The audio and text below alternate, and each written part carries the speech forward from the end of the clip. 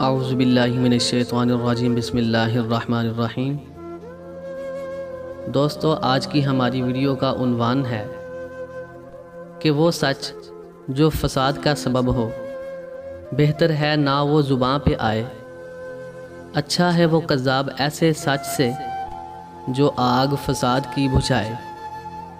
Video شروع کرنے سے پہلے آپ سب دوستوں سے گزارش ہے کہ اگر آپ ہمارے اس چینل پر نئے ہیں تو کائنڈلی ہمارے اس چینل کو سبسکرائب کیجئے اور بیل آئیکن پر ضرور کلک کیجئے تاکہ ہماری نئی آنے والی ویڈیو آپ تک بآسانی پہنچ سکے۔ کہتے ہیں ایک بادشاہ کی عدالت میں کسی ملزم کو پیش کیا گیا۔ بادشاہ نے مقدمہ سننے کے بعد اشارہ کیا کہ اسے قتل کر دیا جائے۔ بادشاہ کے حکم پہ پیادے اسے قتل گاہ کی طرف لے چلے تو اس نے بادشاہ کو برا بھلا کہنا شروع کر دیا۔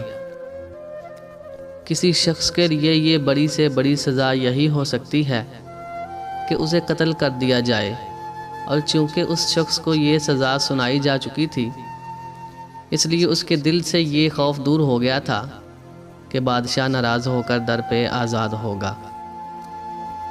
بادشاہ نے یہ دیکھا کہ قیدی کچھ کہہ رہا ہے تو اس نے اپنے وزیر سے پوچھا، یہ کیا کہہ رہا ہے؟ بادشاہ کا وزیر بہت نیک دل تھا۔ اس نے سوچا اگر ٹھیک بات بتا دی جائے تو بادشاہ غصے سے دیوانہ ہو جائے گا اور ہو سکتا ہے قتل کرانے سے پہلے قیدی کو اور عذاب میں مبتلا کر دے۔ اس نے جواب دیا، جناب یہ کہہ رہا ہے کہ اللہ پاک ان لوگوں کو پسند کرتا ہے جو غصے کو ضبط کر لیتے ہیں اور لوگوں کے ساتھ بھلائی کرتے ہیں۔ وزیر کی بات سن کر بادشاہ مسکرا دیا اور اس نے حکم دیا کہ اس شخص کو آزاد کر دیا جائے۔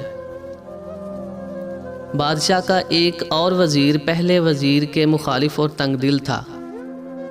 وہ خیر خواہی جتانے کے انداز میں بولا، یہ بات ہرگز مناسب نہیں ہے کہ کسی بادشاہ کے وزیر اسے دھوکے میں رکھیں اور سچ کے سوا کچھ اور زبان پہ لائیں۔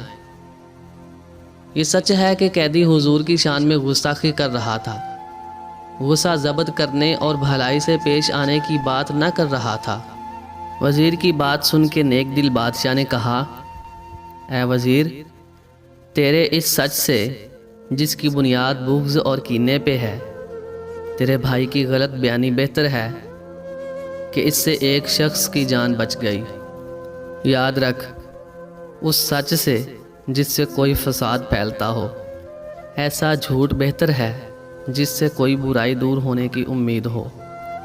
وہ سچ جو فساد کا سبب ہو، بہتر ہے نہ وہ زباں پہ آئے، اچھا ہے وہ کذاب ایسے سچ سے جو آگ فساد کی بجھائے۔